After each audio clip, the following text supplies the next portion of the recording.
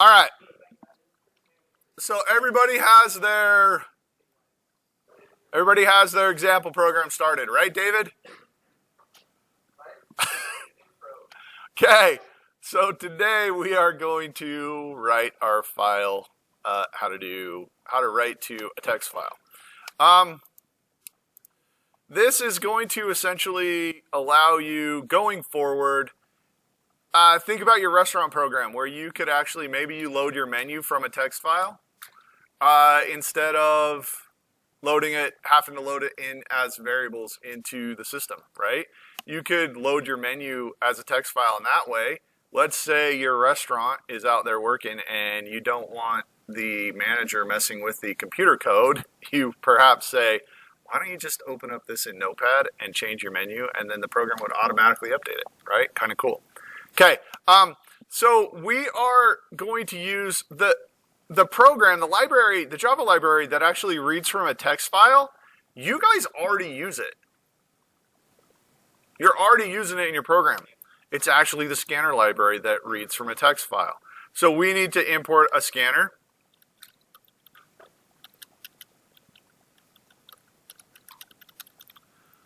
Okay. That is a read from thing, right? Because the scanner reads from. But we need a write to as well. So we're going to import the write to library. We're going to import java.util, or no, not util, whoa, java.io. Okay, so java.io, but we have an error. So if you look at java.io is a larger package. It's got a whole bunch of little sub pieces in it. So we're going to need multiple of these. So instead of importing just the different pieces that we need, we're going to go ahead and do java.io.star. We're going to load the whole IO package. It's worth it. When you're going to load a whole bunch of stuff, and the IO package, quite frankly, is not that big anyways, let's just load the whole thing and not have to worry about it. Okay, so we have that. Now, down in our main body of our program, we are going to actually just write it. But we need to declare our scanner, right? So let's go ahead and do that. Scanner reader equals new. Okay, generally speaking, what do I type right here? System.in. And what is system.in? It's the system input. So it's where what's being input from the system. But we are not going to read from the system input this time. We're going to read from a text file. So we have to tell it what we're going to actually read from. So we're going to go here, go new, file, like that. And then in parentheses, we're going to tell what file we're going to read from. We're going to read from h:/ except for we have a problem. Can the compiler, does a string interpreter see a slash? You guys have done /n, right? Does the /n ever print? No, because the compiler can't actually print a slash. So if we want to do a slash, we have to actually do 2. Okay?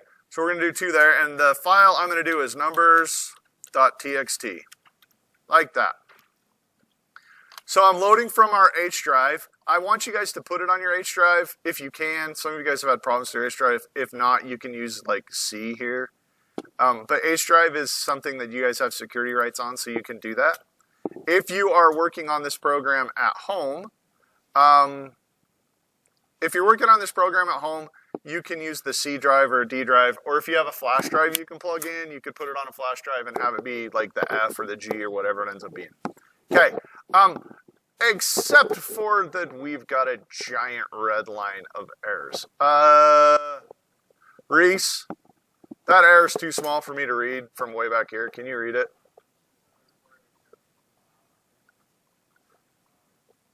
Okay, so it says file not found. What does that mean? If I open up my H drive here, whoa, except for my H drive window popped up on my other. If I open up my H drive, okay, I actually do right here, I have numbers.txt. So wait a minute, the file does exist. but it just told us that it doesn't exist. Okay, here's the problem. Java, as it sits right now, cannot access the file system, right?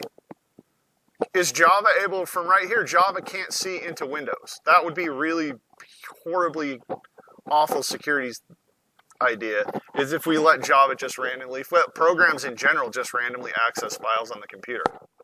You see a problem with that? Okay, so what we have to do is we have to actually tell the compiler, hey, this is going to throw an error and I want you to ignore it. Okay, so we're going to say throws IO exception, like that. So what we're just saying, we're warning the compiler with this right here.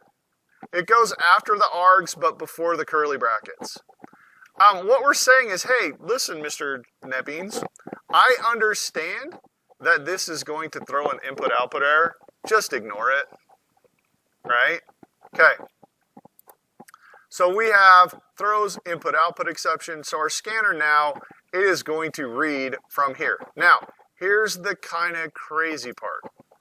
If I wanted a scanner to read something from the user and read something from a text file, this is where I would actually need two separate scanners. You would need one that accessed system.in. You would need one that accessed the text file. Does that make sense?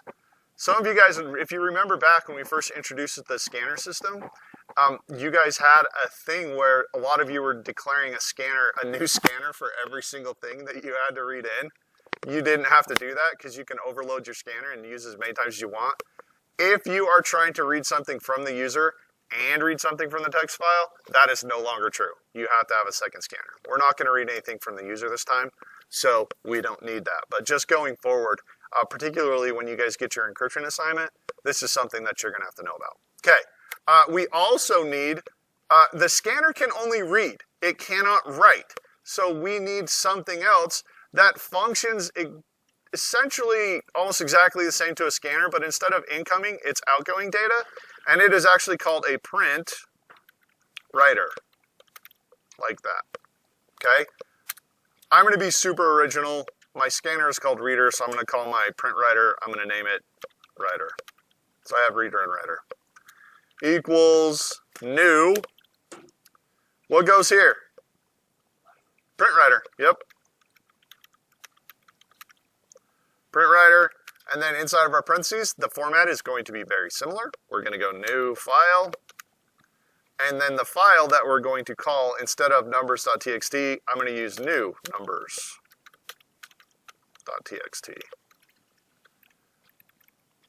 Okay, so I have those two files. Oh, except for I forgot to reference my H drive. There we go. So new numbers.txt. So now I have a writer that is going to write to that text file. So this is going to read from the first text file.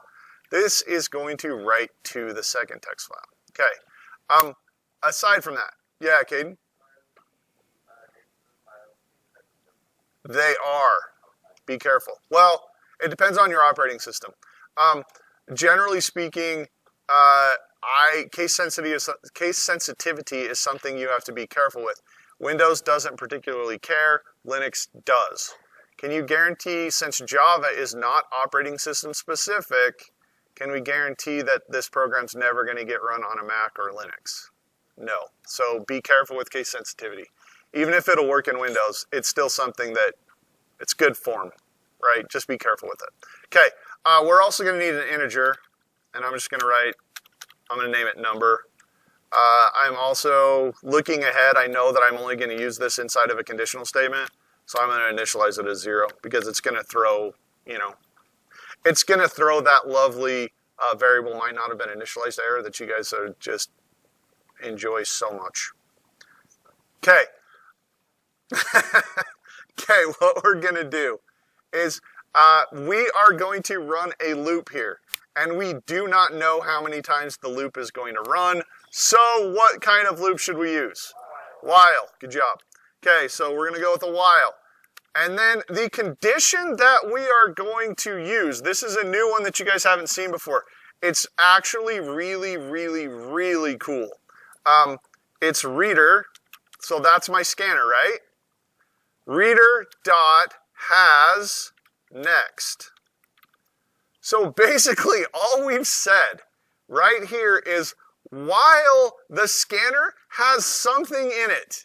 So you keep going until there's nothing left in the scanner. Very, very, very handy. Okay, for our while loop, we got to chuck our curly brackets out there so that our compiler stops whining about not having enough curly brackets. Okay, while number, that's our int, right?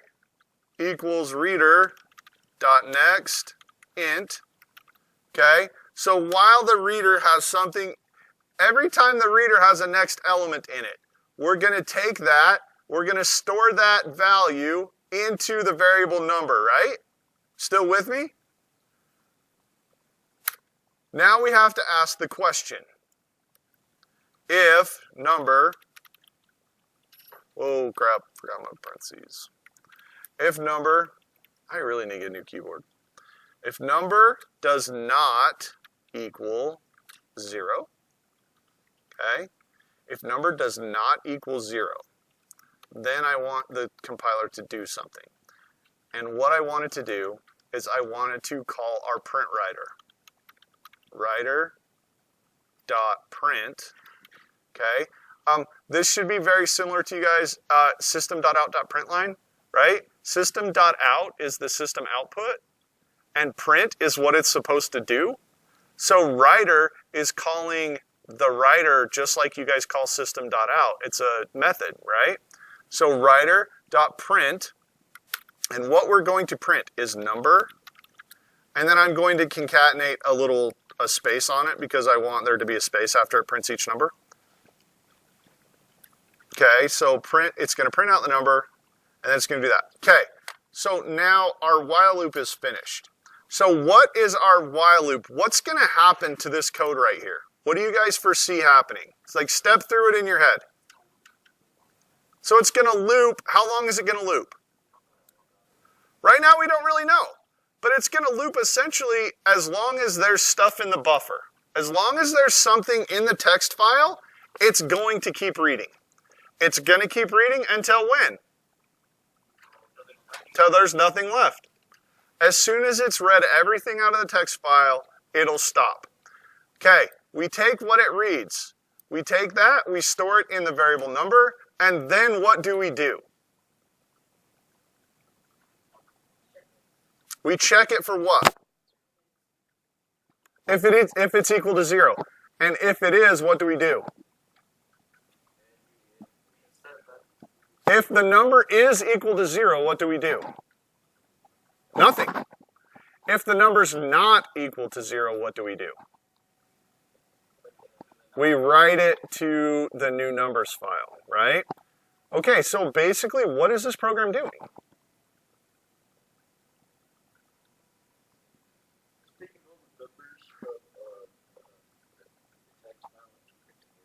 Right. It's taking all of the numbers from a text file and writing them to the new text file without what?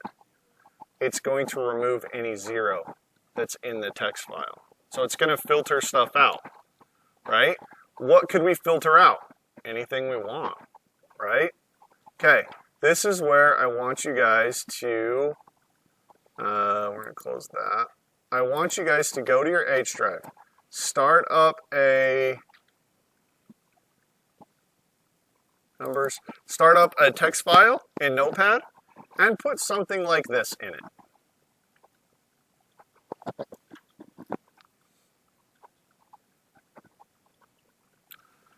Alright, so you have 2 text files in your H drive, or your C drive if you're working on this at home. One of them has some random numbers in here. If you notice, like there's actually 2 spaces right here, that's not a problem. It doesn't care about that. Okay, I did that on purpose just to show you that you can do that. So we have our file numbers.txt, and it's got those random numbers in it. We have another file called newnumbers.txt that is empty. Okay, all right. In our program, we now can go ahead and run this file. It says build successful. Yours is a big fat error. Yeah, no. What's the error actually say? Yeah, java.io. It's a problem. Okay. I have errors turned off on this, so it's not going to throw the error for me, but it'll throw it for you guys. Okay. Let's say our program did something really stupid, like open up a write thread on the CPU and not close it. Is it good for you to have a write thread opened up on your computer that can write to any file on your computer? Does that seem like a security problem? What if you accessed a website that you didn't like and it had a write thread open on the computer that can write to any file on your computer? That's not good. So we have to go here, writer.close, like that. Okay, so this is actually closing the writer. So having stuff access files on the computer is a good thing. Leaving the thread open is a bad thing. So we have to make sure that we close it. Okay? All right. So if we run this again, now you should get build successful. Okay, I don't really like build successful. So what I'm actually going to do is after my writer runs, I'm going to go here and go system.out.println. I'm going to tell the user that the operation is complete. So now I'm going to inform the user that it's done. Okay, so I'm going to run file again. Now I get the operation is complete. Now, if I come in here and I open up my new numbers.txt, look at that. 1, 2, 3, 4, 5, 6, 7, 8, 9, 10. So if I compare that to numbers.txt, oh, wrong one. Okay, you look and you see what happened. So I read in all of these integer values, and I rewrote the ones that were not 0. But if you notice, I also got rid of the extra space, because I don't care about that. Okay? What was that? Yes. So is a space an integer value? No. So what happens when we go to save that value to the integer? Does it work? Nope, it ignores it. So we're good. Okay. Drake? Drake still isn't working. Okay. So this is actually, you can use this as kind of a quasi database. It works really, really good for that. This is going to allow you to do a lot of stuff. Okay. I will explain to you your assignment now. If you're writing this example, you're done. Please, YouTube, don't block us for content infringement. Wait, YouTube, I have a thing to say. She didn't reject me this time. Oh, Micah got a date. Oh, crap. Now Lisa's going to watch this. Oh, shoot! Wow. All right. Congratulations, Micah. Okay. All right. How you going? I wasn't super sad about the